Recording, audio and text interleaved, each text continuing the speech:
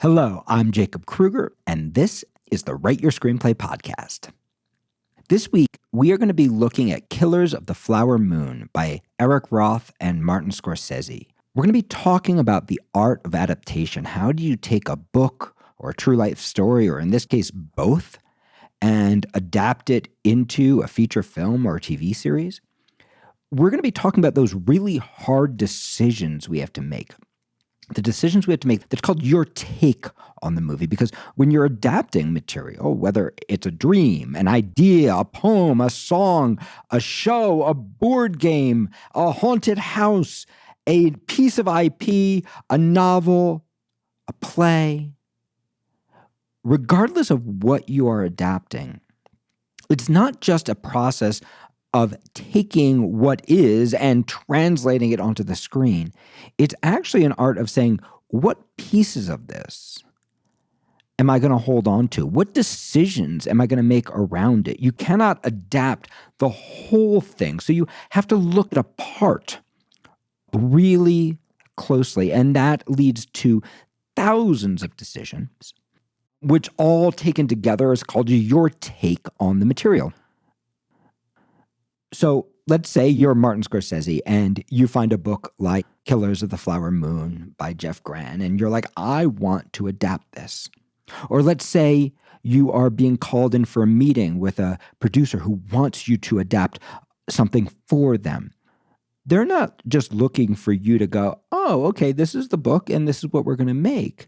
They're looking for your take. They're looking for the you in it, right? They're looking for how are you going to approach it and what decisions are you going to make? And sometimes that means making really bold choices, sometimes even choices that depart in some way from areas of the source material so that you can look at the aspects of the source material that matter to you more deeply. And of course, this is what Martin Scorsese has done in Killers of the Flower Moon. Jeff Gran's book is primarily told as a whodunit, right? And this is the obvious take on this material, right? So to give you a little background, if you have not yet seen the film, and eventually there are going to be spoilers, but I want to kind of bring you into this world without ruining a lot of it, right? So you'll learn all this at the very beginning. You have this tribe of Native Americans. They are, like most Native Americans were, driven off of their land to the crappiest possible place that anyone could find for them, right? A land where nothing could grow. And then it seems fate intervenes. Oil is found on their land. And if you've seen the beginning of Killers of the Flower Moon, right, we start with a ceremony of mourning. And then we see this explosion of oil out of the ground and these native men being covered in oil. And it almost feels like blood is covering them, right? It's a premonition. It's a Martin Scorsese movie. We know it's going to get dark, but they are dancing in celebration of the oil. And then we are told, and this is true, the Osage people became, at their time, the richest people per capita in the world. So this is the world we're entering.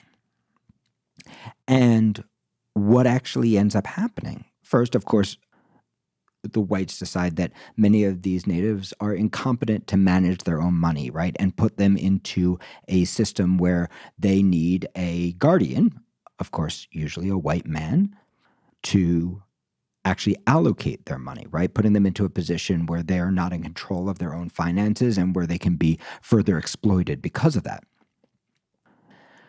But then on top of that, a weird thing starts to happen. The Osage start to die. Some die by what seems like suicide. Some die by what seems like a strange, unnamed wasting illness. Some die in explosions. But all told, about 60 people die. And David Gran's book is told from the perspective of the character played by Jesse Plemons, Tom White, who is part of a new Bureau of Investigation that is eventually going to become the FBI. And in the book, he is putting together the pieces to solve the crime, right? It's a giant whodunit. And that's a pretty sexy idea. A giant whodunit, a giant historical true life whodunit. Why are these rich people dying? Why are these rich Native Americans dying? Who is responsible? It's a really brilliant hook.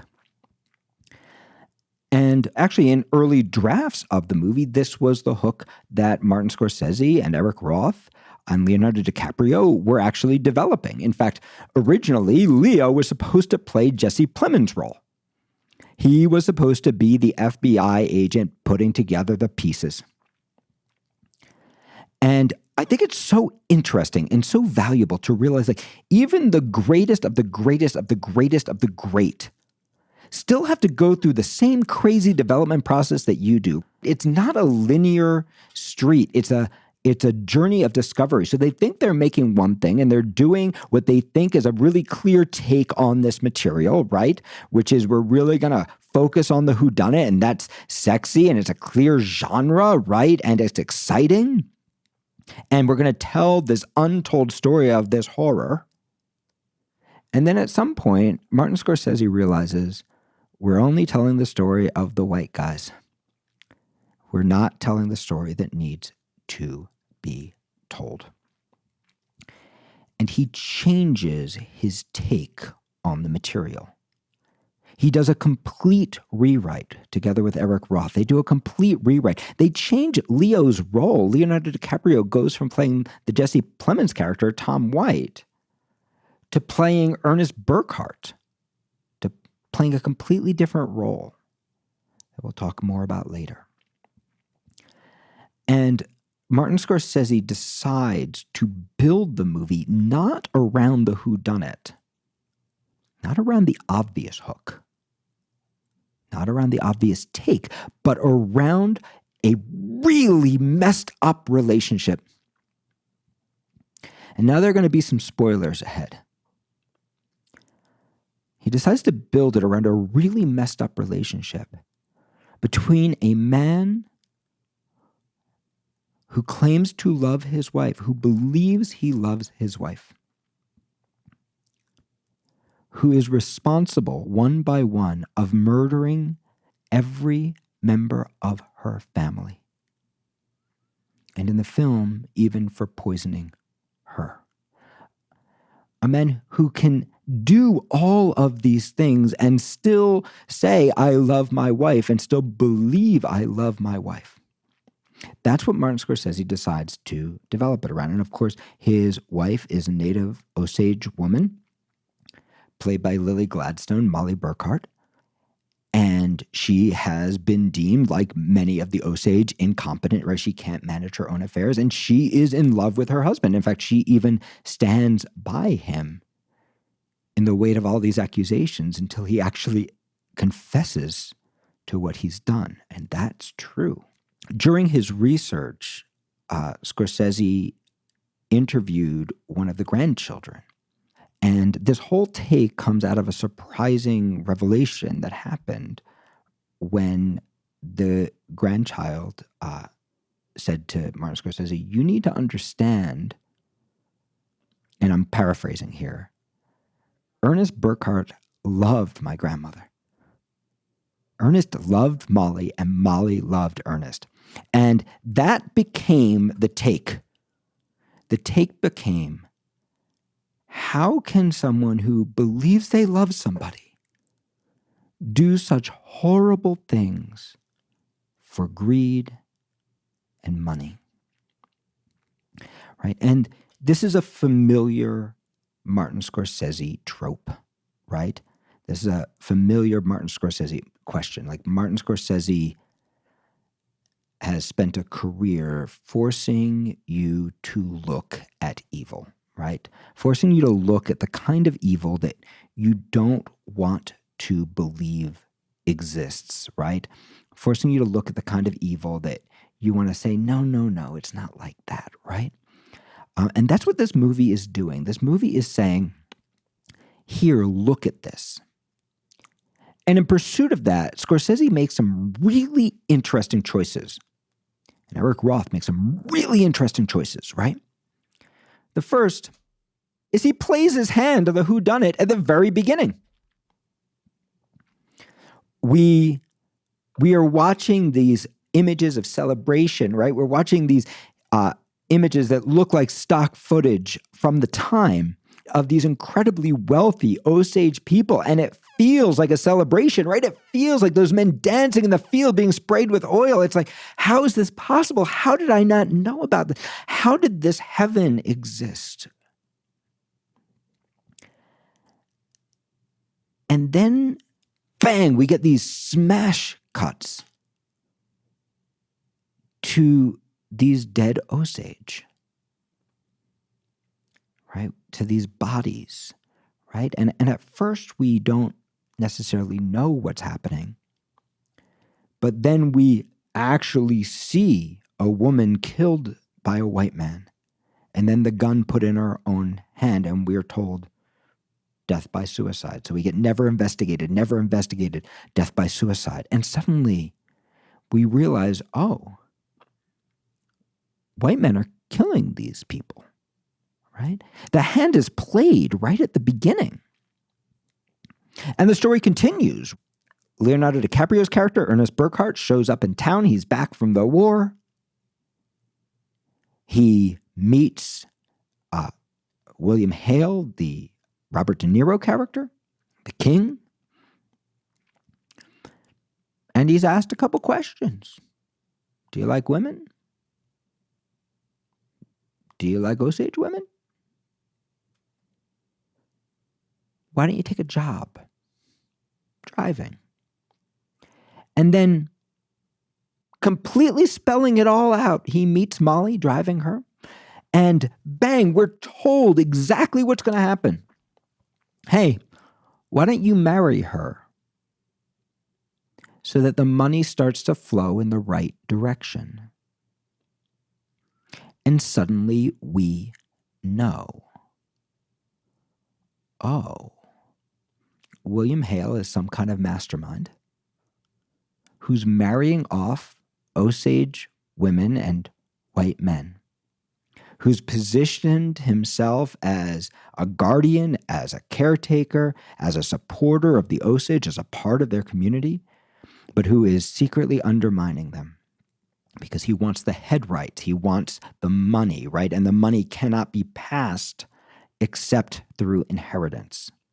So he's inviting Ernest to marry, and Ernest does exactly what he says. He seduces Molly, and they connect. And he really falls in love with Molly, even though he's doing it for some selfish reasons. Because as he says, he really loves money. So we're in this really crazy world where we already know what's happening. And then it gets even clearer. Right? It's the opposite of Chinatown, right? It's the opposite of the traditional noir whodunit, where you're trying to figure out who's on what side and what's really happening, and you as the audience have the entertainment of piecing it together. No, William Hale starts telling Ernest to kill people. And Ernest starts doing it. And we start watching it. For 3.5 hours, we watch exactly what we're told is going to happen with very few surprises. In fact, we don't even get the usual obstacles that most movies are built around, right? If our main character is the anti-hero, right? This is not Walter White dealing with every kind of horrific obstacle, right? Constantly feeling like his life is at risk. No. Nearly everything. Sure, there are some things that go wrong, right? A bullet to the back of the head when it should have been to the front, right? There are couple things that go wrong, right? A little scheme to make a little insurance money that goes wrong and ends up costing them one of the criminals who's going to pull off a crime for them. Sure, things go wrong, but it's not the traditional genre stuff, right? For the most part, things go right for Leo and things go right for William Hale. For the most part, their plan works for 3.5 hours.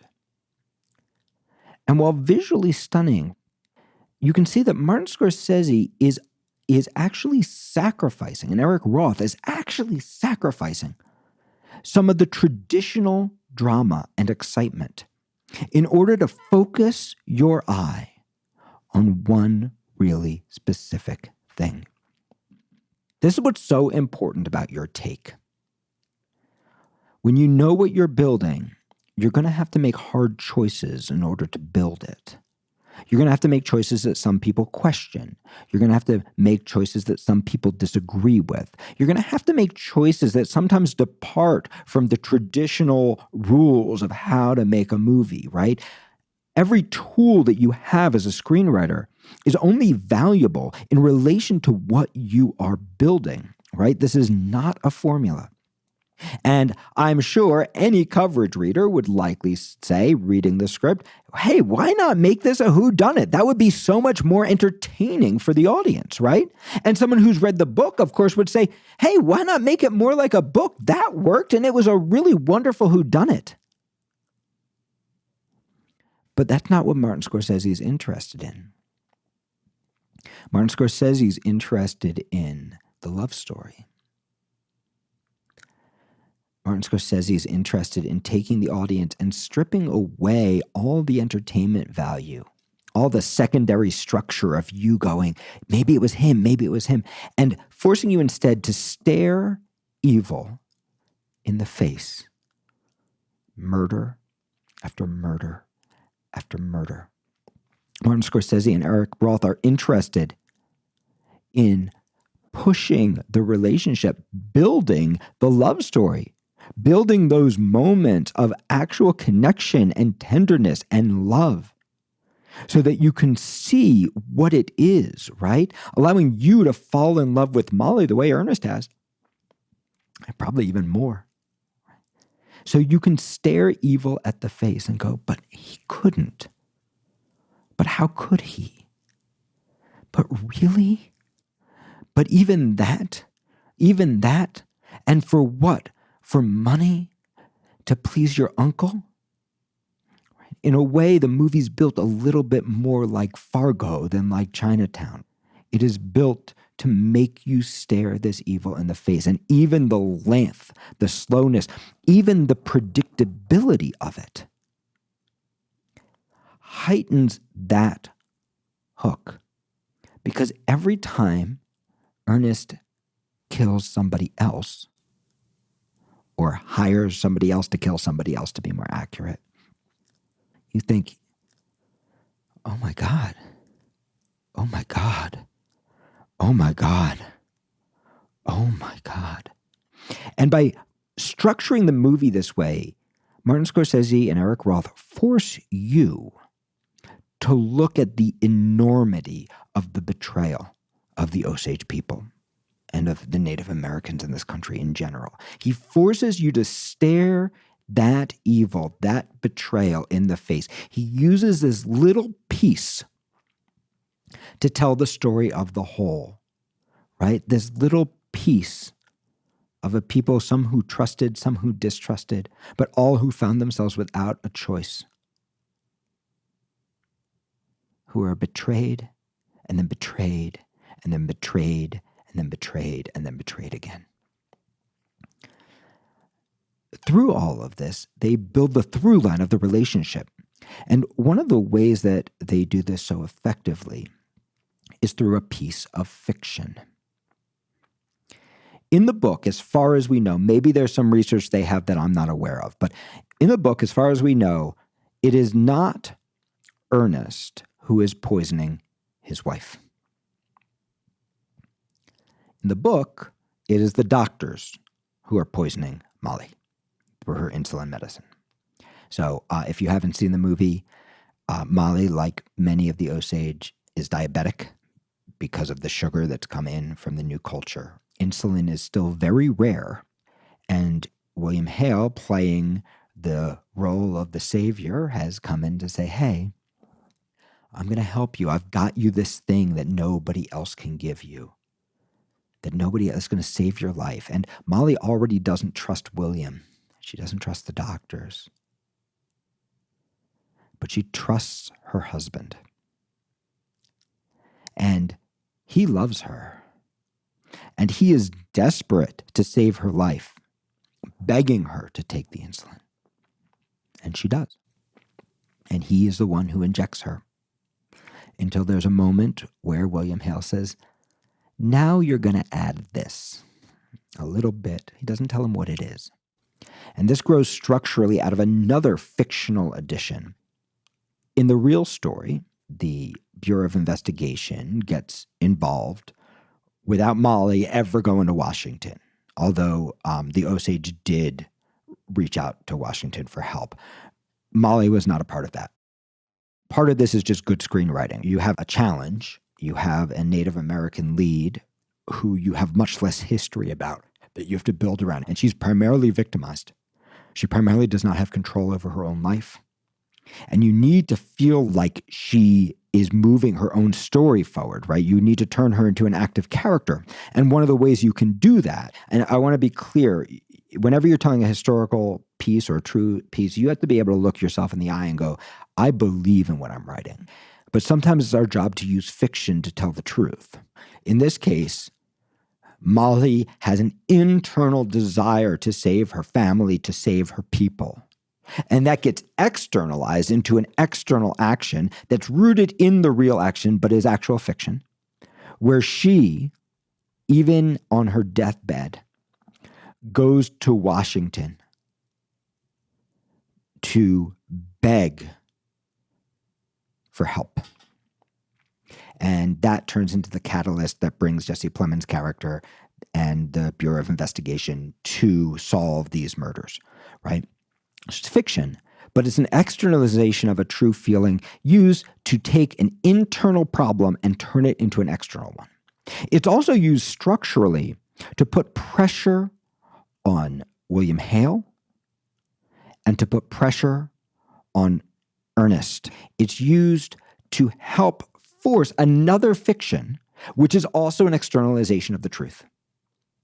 Internally, right? Emotionally, metaphorically, Ernest Burkhart is poisoning Molly. He is poisoning her family. He is poisoning her community. He is literal poison. In the real story, he didn't administer the shots, even as he killed off everybody she loved. In this story, that metaphorical thing is translated into action.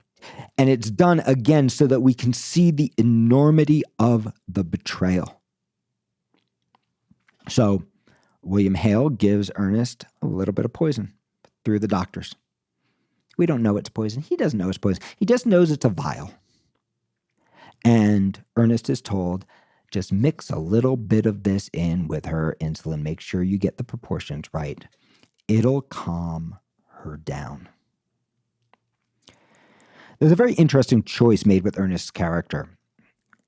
Ernest is not very bright. Ernest is greedy. Ernest is selfish. Ernest has charm. But Ernest is not very bright. And he wants to believe his uncle, even though he kind of knows. But there's a problem, right? They can't have her going around and getting the Bureau of Investigation involved. They can't have her going to Washington and messing up all their plans, right? All this money is supposed to flow to Ernest because every time one of these people dies, the money flows to Molly. And Molly is sick. And when Molly dies, the money's going to go to Ernest, right? So there's this giant funnel, right? And we cannot have Molly stirring up the pot. It'll calm her down. So he tells himself a lie that he kind of knows is a lie and kind of wants to believe is the truth. He's dumb enough that we're not sure how much he believes. And he mixes in the poison and he starts to poison her.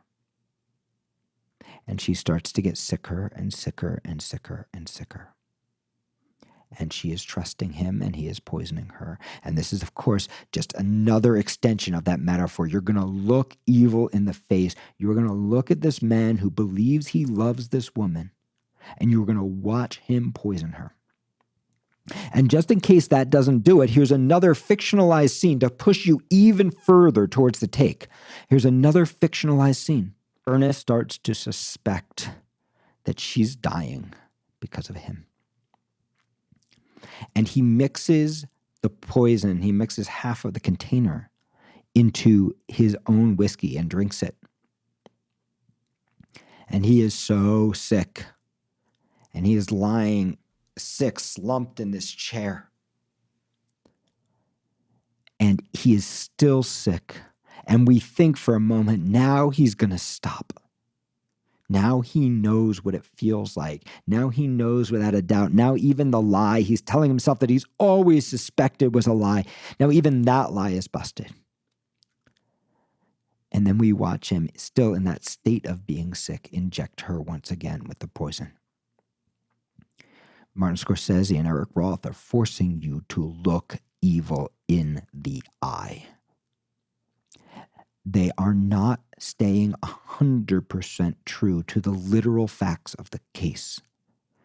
They are not staying true to the structure of the piece. Instead, what they're doing is they're taking this one element out, and they're building around that as much as they can, and then they're deepening around that, pushing those elements even further.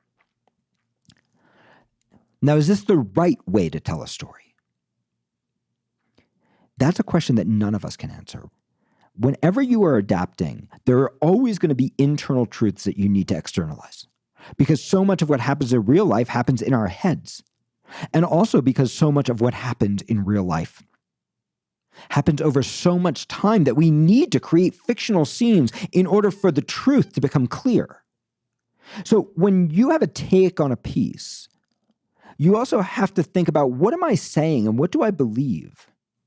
Am I telling a lie or am I telling an emotional truth?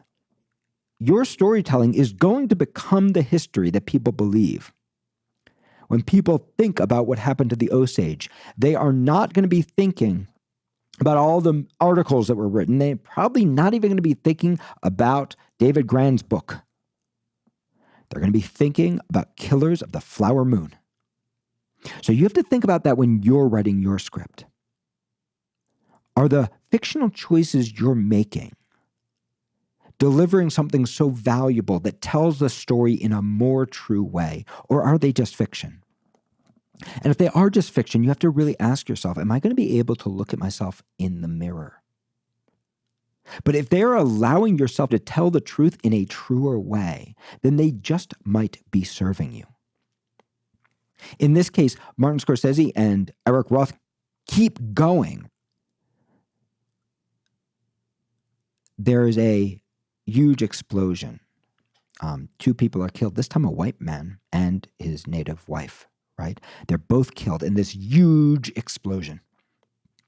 And up until this moment, we've really been seeing William Hale as the bad guy, right? It's a bad apple, right? In a pretty nice community. Nobody else knows what's happening. Yeah, we've got some men, white men who are clearly marrying Osage women for the money, but they don't know what's happening. It's all William Hale. And then this huge explosion happens. Ernest arranges for yet another one of Molly's sisters and her white husband to be killed, again, so that the money will flow back towards Molly and through Molly to him. And there's a moment where another white man looks at William Hale and says, "You're announcing yourself too much, William." And that's the moment where you realize that the evil that you think you've been looking at is not even the full evil. That's the moment where you realize that it is so much worse. That it's not just William Hale and a couple corrupt doctors. When you realize that everybody knows. So we have this structure, right? We have this length, right? The movie's too long. You don't get away with that. But even Martin Scorsese, it's got to be that long for a reason. It is built this way to force you to keep looking evil in the eye. You are deprived of the things that allow you to distance by having a good time, by trying to solve the puzzle in your head. All that's stripped away from you. You don't get to have a good time watching this movie. Instead, you're going to watch something that's evil, that gets eviler, that gets eviler, that gets eviler, that gets worse and worse and worse and worse and worse. By the time the movie is over, Ernest is going to be standing in a room filled with white people, all of whom know what really happened, all of whom are saying, don't do this. Don't do this.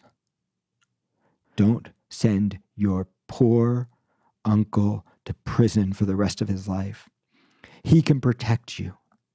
Don't do this. And you start to realize it's even worse than you thought. And we watch Ernest, and this is true, we watch him flip back and forth and back and forth. Now, as far as we know from the book, that real meeting with all those white people didn't necessarily happen. It is true that William Hale's lawyer, right when Ernest was going to testify, did claim to represent Ernest and did flip him. But that scene with all those white people gathered around, that scene is invented, right? But you see that it is invented not to tell a fiction, but to tell a truth.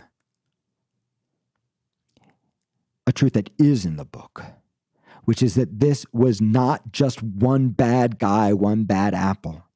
That's actually the red herring. Thinking that this is just Robert De Niro's character, William Hale, right? It's not just the king. It is all the subjects as well. It is all these people who seem to be living at peace with this other group, who all know what's actually going on. Another move that was done to keep things complicated, if we just kind of drop back a bit. Remember, this story is told through the love story, right? When you find your hook, when you find your take, you got to follow it, right? So we need to build out this love story. How do you do it, right? So we've been watching William poison his wife. And then there is a moment where William Hale tells Ernest, this is before he's turned state's witness, this is before the trial, where William Hale tells Ernest, you need to sign this. And he gives him a contract. And that contract basically says, Ernest, if you die, the money flows to me. And Ernest doesn't want to sign it. He's afraid to sign it because he's seen his uncle kill white men, kill Osage. His uncle tells him Byron signed it, but it's really clear Byron, his brother, did not sign one. It's really clear his uncle's lying. And Ernest knows he is signing his death warrant. And he signs it. And this is such an interesting move, and I don't know if this is true or not, but this is such an interesting move structurally in the piece. Because do you see how that complicates this love story? It forces you to look at the banality, the stupidity of evil. In a way, this guy is just a follower. He's going to sign his own death warrant in the same way he's going to sign hers, right? Because he just can't stand up for what's right. Because he just can't stand up to something that is so obviously wrong, even if it's suicide. Because his trust is in all the wrong places. And because he doesn't know how to love anybody. Not even himself. You see how this complicates the story. Similarly, there's a scene created in prison The scene is not in the book. It does not exist. It's not real. But we have a story about a man pulled between two different sides, right? He was going to testify against his uncle because his uncle's going to kill him, because it's the only way to save himself, because he's been trapped by a cop who's smarter than he is, by a Bureau of Investigation agent played by Jesse Plemons, who's smarter than he is, who's also manipulating him. And now he has flipped and he is going to defend his uncle. He's going to say everything he said was a lie. And he is in prison with his uncle, in cages right across from each other. And he's going to have to process the fact that his child has died. That's true. But out of that, there's going to be this final confrontation between the two in prison. That's going to ultimately lead to Ernest flipping again, which is true, he did. But that confrontation didn't happen. That is an externalization of the internal problem, right? Of the complication of, can I believe this man? Does this man care about me? Does this man love me?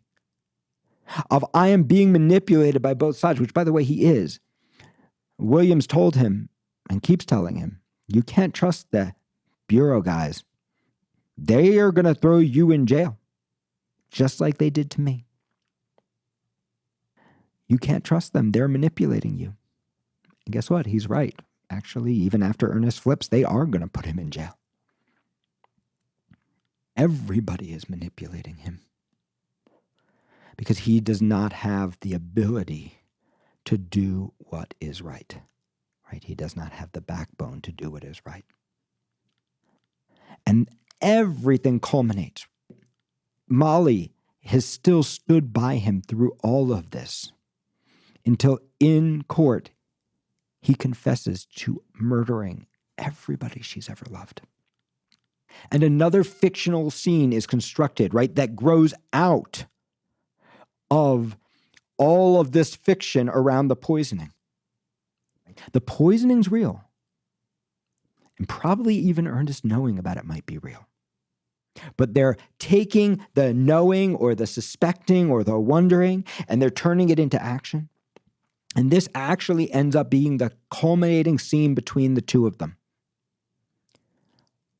where she says, even in his confession, he didn't share everything. And he says, no, I did. And she asks him, what were you giving me with the insulin? And he lies to her.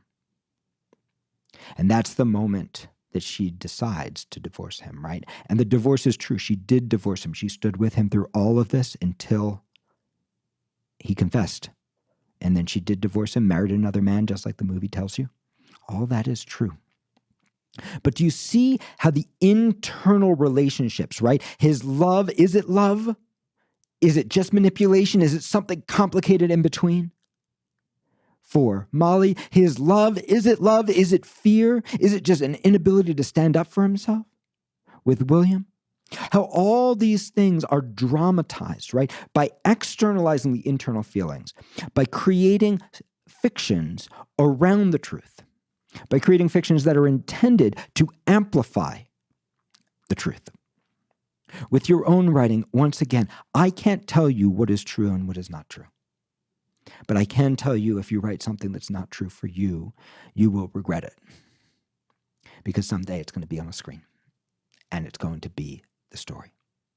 And there have been some critics who are critical of Killers of the Flower Moon for its departure from the truth. And then there have been others, myself included, who think that the choices they made, even though they took away from some of the entertainment value, actually tell the bigger story of what happened to the Osage, what happened to the native people of this country, that story of betrayal in the name of love, that relationship, that pure horror of a man who still believes he loves his wife even after he has taken everything from her. Right? That those choices are actually the choices that tell that story in the most truthful way. So I hope you have enjoyed this podcast. If you are getting a lot out of it and you want to continue to work with us, come study with me. You can join me free every Thursday night for Thursday Night Writes, not to mention wonderful online master classes, foundation classes, and even a ProTrack mentorship program that will pair you with a professional writer who will mentor you for the tiniest fraction of the cost of grad school. You can find all this on my website, writeyourscreenplay.com.